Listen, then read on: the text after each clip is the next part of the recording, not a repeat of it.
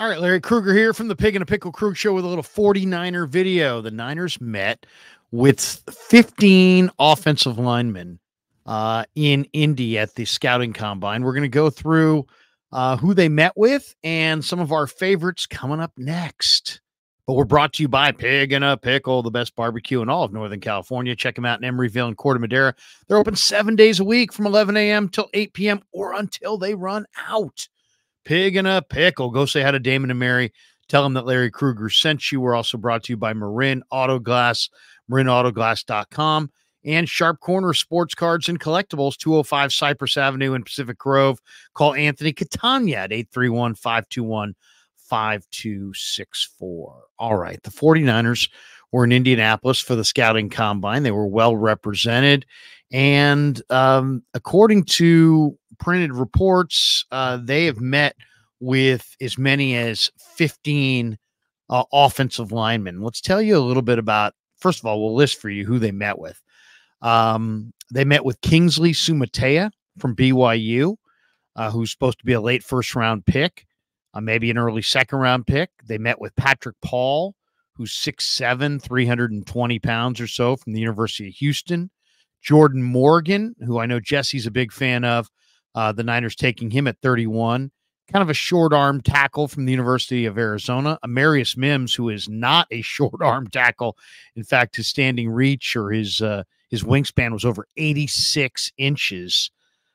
Crazy when you think about it. Amarius Mims only had 8 starts at Georgia, but they met with him as well, and he may be on the board at number 31, or he may be long gone. J.C. Latham from Alabama, who's considered to be maybe a top 10 pick, probably a mid-first round draft choice at the lowest. They met with him. Javon Foster from Missouri, who's one of my favorites, born number 76 at Missouri. We'll talk about him in a bit. Tanner Bertolini from Wisconsin. He's a center from Wisconsin. Graham Barton, the guard tackle from Duke. Gottlieb Ayadeze from Maryland. We'll talk about him. They met with him. Isaiah Adams from Illinois. Christian Mahogany, who's one of my favorites as well. We talked about Mahogany in a previous video. From Boston College, he wore number 73, a guard. Jack Freeman, the center from Houston. Mike Jarrell, a right tackle from Findlay. Talieisi Fuaga from Oregon State, who's also supposed to be maybe a top 15 pick. Definitely a mid-first round pick. And then Christian Haynes from the University of Connecticut. He's a guard. So those are the guys that they met with in Indy. And, you know, you can have formal meetings. You could also have informal meetings, but they either met formally or informally with all those guys. Let's talk about, and then there's another group of, let's say, 3 or 4 guys that I really like that they didn't meet with. Ladarius Henderson, the offensive tackle from Michigan, who was an Arizona State transfer, really fast, gets out and runs, number 73 for the Wolverines. Tremendous pulling, either guard or tackle. He's got great movement ability. Christian Jones, who looked so good in the one-on-ones in Mobile prior to the Senior Bowl from the University of Texas, and who was late to football, hasn't played a ton of football. And Garrett Greenfield, an offensive tackle from South Dakota State. I love Garrett Greenfield and Mason McCormick, the right side of the South Dakota State offensive line.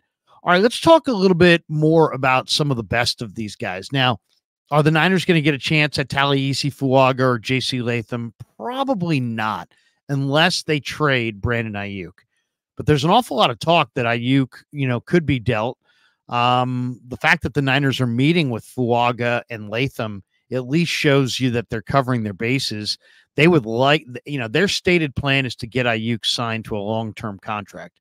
But the reality is year after year after year, the wide receiver depth in the NFL draft gets deeper and deeper and deeper. More teams are going with the spread, which means more receivers are getting more run in college. And it's like 3 or 4 years running now that it's been an exceptionally deep wide receiver core. And I wouldn't put it past the 49ers. I mean, if they move Brandon Ayuk, they're going to get a high number 1 or a mid number 1, mid first round pick. So the fact that they're even meeting with guys that are slated to go in the first round, the middle of the first round, kind of shows you that they don't know where the negotiations contract wise are going to go with Ayuk, and there's a possibility that they move him in a trade.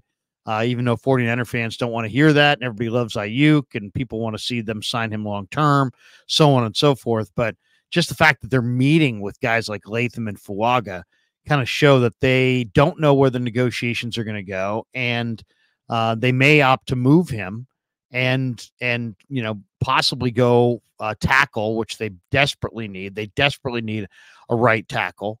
And most of the right tackles go in the top 20 picks, and they pick 31.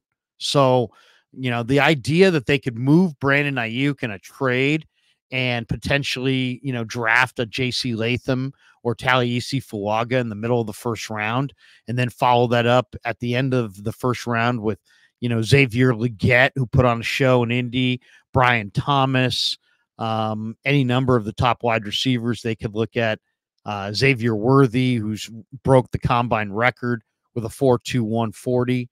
I mean, I think it's all out there and all possible. So let's talk a little bit about my favorite offensive tackles in this draft.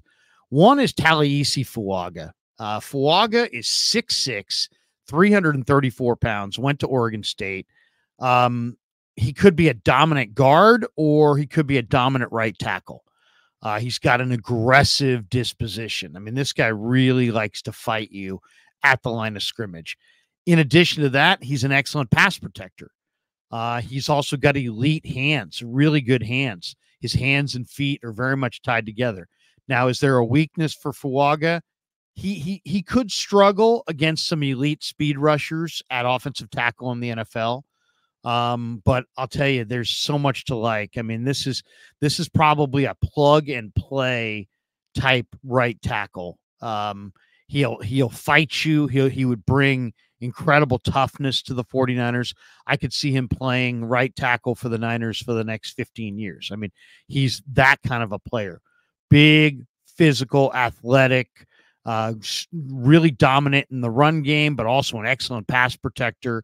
Loves to, pancake people on the other side of the line of scrimmage. Hard worker. A lot to like about Taliesin Fuaga. So, I imagine he's going to go anywhere from 8 to 18. That's, I would say, his range.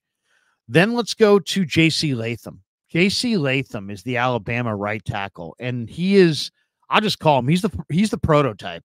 He's the physical prototype of what you're looking for in a right tackle. 6'6", 335 pounds.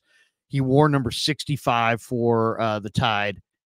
Physical prototype, huge power, elite run blocker. I mean, just a dominating run blocker that can erase defensive linemen. In a lot of ways, this is what you're looking for. That's why I keep calling him the prototype. I mean, he moves his feet exceptionally well. He's got unbelievable power. He's got quick feet. His feet and hands are synced up. He's physical. He's done it in the big time conference against great players. J.C. Latham could be an absolute star in the NFL. Now, is he a left tackle? No, he doesn't have quite that kind of quickness, but he's one of the most dominating right tackle prospects I've ever seen. And this guy is he's indestructible. He's huge. He could play that right side and give you, two dominating tackles with Trent Williams at left tackle and J.C. Latham at right tackle. The 49ers this is a plug and play player for sure. This is a guy who could be your starting right tackle he could be a Canton, Hall of Fame type player. He's got the physical profile that is absolutely perfect. He's been well coached. There's not a lot of weaknesses there. J.C. Latham. As far as his range in the draft, I think he can go anywhere from 8 to maybe 15. I don't think he'll fall past 15. I think he's right there in the middle of the first round, somewhere near the end of the top 10. Incredible player. Absolutely incredible player. Another guy, if they don't go offensive line in the first round and they put off, let's just say, the Niners may go wide receiver. They may go D-line. They may not trade Brandon Ayuk, and they may go D-line with the first pick, and they could be looking in the 60s, in the second round, in the mid 60s where they pick for an offensive tackle. If that is the case, let me give you a couple names to keep your eye on. One is Javon Foster, who's one of my favorite players in the entire draft. He played left tackle for Missouri. He's 6'5". He's 320 pounds. He's a Detroit, Michigan kid who wore number 76. First team All SEC, academic honor roll, team captain. He's already got his degree. He's a graduate student working on another degree. He was a 3-star high school recruit, but he's very coachable. 35-inch arms, 41 career starts for Missouri. There's just tons to like about Javon Foster. And to me, what really stood out was in the one-on-ones in Mobile. He just showed incredible strong hands. When he gets his hands on you, you're really not going anywhere. He's got the potential. He's 6'5", 320. He's got the potential to put on, I would say, 10 more pounds of good weight. I mean, this guy's got a great frame. He could easily be 6'5", 330 in 2 years. Just an amazing prospect, Javon Foster from the University of Missouri. An incredible player for sure. Another player that is got to be considered the prototype is Amarius Mims. And Amarius Mims is, 6'7", 325, and he's lean. I mean, he's slim in the waist. He's literally exactly what you want to look for. Ridiculously long arms, unbelievable profile as far as just he's an athlete. He's not a big, blob walking around. This guy's he looks like a basketball player. I mean, he's got huge thighs, huge long arms, very athletic. In a lot of ways, he's exactly what you're looking for. My only concern with Mims is he's only made 8 career starts. So, he's a little bit of a projection at this point. You're looking at him and saying he's kind of like Broderick Jones, who went to the Steelers last year, who also came out of Georgia's program. I mean, just physically everything you want in the position, but he needs to be coached up. He needs reps. He needs more run. He just needs to play. And I'm always a little concerned when you have a guy who's played as little as Mims has played. Does he like to play? I know he's had some injuries. It's not like he's dogging out or anything, but 8 career starts to invest your first round draft choice in a tackle that has 8 career starts. You just got to wonder, can he play hurt? Will he play hurt? Is he going to develop? He's exactly what you want as far as a moldable ball of clay, but it's going to require Chris Forster to do some coaching. And it's a little bit of a projection because he hasn't played, he hasn't even played 10 starts in college. He's only made 8 starts. So that one, he's exactly what you're looking for, and people will love the way he looks in a uniform. I mean, this is exactly the way you want your offensive tackle to look. Long arms, super athletic, quick feet. This is, in a lot of ways, he is exactly how you draw it up. But the question is, is he going to play? And is he going to play? Is he going to be hurt? Is he going to get out there? Is he going to play? So I love Amarius Mims at 31, but there needs to be a deeper investigation. As far as the guards, I mean, Christian Hayes from UConn, Christian Mahogany from Boston College, Graham Barton, who I think is probably more of a guard than a tackle, to be honest, from Duke. They'll all be there as well, as will Patrick Paul and Kingsley Sumatea. But there's a little bit of Sumatea's an incredible workout guy. He's a little raw. Paul is a little high cut, and I kind of wonder how he's going to transition or if he's going to get burned right away. Mahogany's a guard. Haynes is a guard. I don't think I would go that high for a guard. The last guy, though, I want to talk about is Gottlieb Ayadesi. And Gottlieb Ayadesi is really something. He started at Frostburg State, and he transferred to the University of Michigan, or University of Maryland, I should say. And I I loved him in the workouts. I mean, the Tyler Guyton is another guy, by the way, that could be on the board. And I like Tyler Guyton a lot as a run blocker. If it came down to, I would say Alt, Fashanu, Fuaga, Latham, all are going to go in the top 15.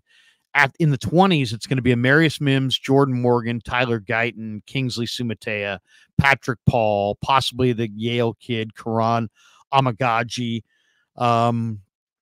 Those guys are going to be there at the end of round 1. Then when you get into round 2, you're talking about Javon Foster, Christian Jones, Ladarius Henderson, Julian Pearl from Illinois, some of the guys that stand out to me.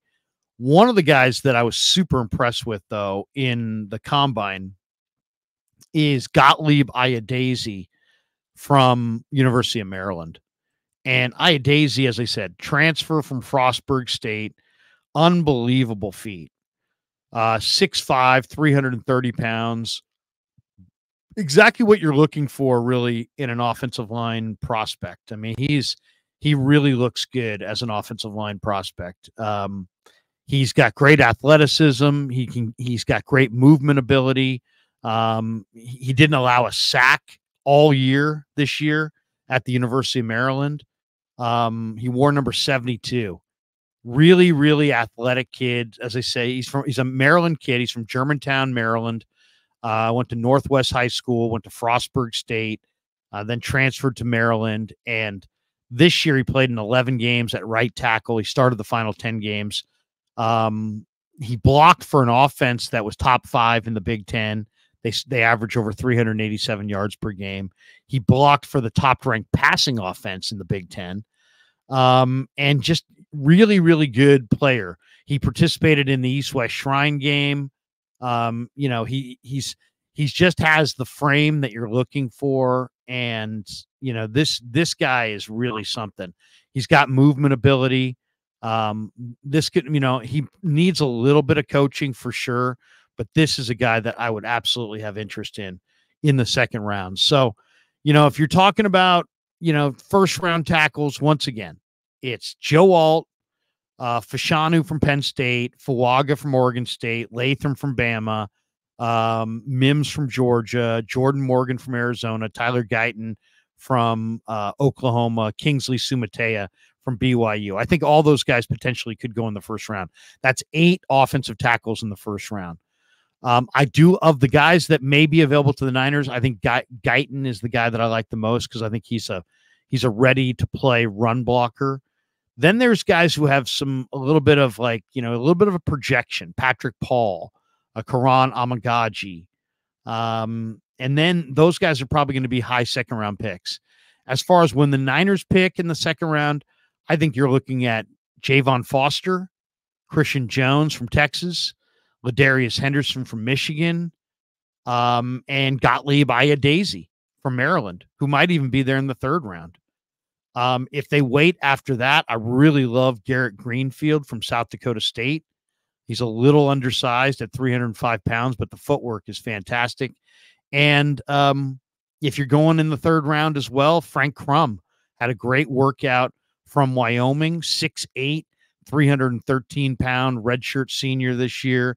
He's interesting as well. So I think that gives you kind of a picture of the offensive line. If you said to me, what do you think the 49ers are going to do? I think they're going to wind up going with a defensive lineman in that first round.